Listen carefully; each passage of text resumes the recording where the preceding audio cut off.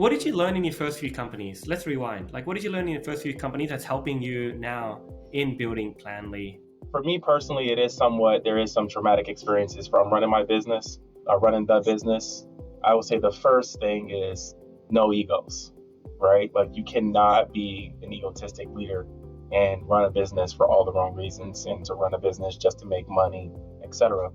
Another thing is to have a really strong why, like why you're doing what you do, and to make sure that you're actually solving a problem that actually that people want to, have solved, not just that you think is a solvable problem, right? So that really gets into product market fit.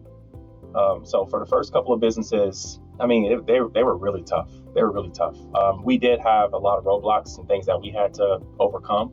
So starting with our first business, for me, it was really more ego. I went from being a top sales producer to leaving that company and starting my own business for my own personal reasons, and then obviously trying to, make more money. And those are for all the wrong reasons. And ultimately, that it impacted the way I led as a leader. It impacted the way I may have treated my team. That people were they were more like machines when they're not. It had an impact on my relationship that I had with my fiance at the time, that was now my wife. So I think those two biggest things is just get rid of the egos and to lead humbly like Alisha does, and to have a really strong why and make sure you're solving a problem that people actually want solved. I mean, it's all of that. It's what makes you well. So what makes you happy? So what we always educate our clients on is there's a difference between well-being and wellness.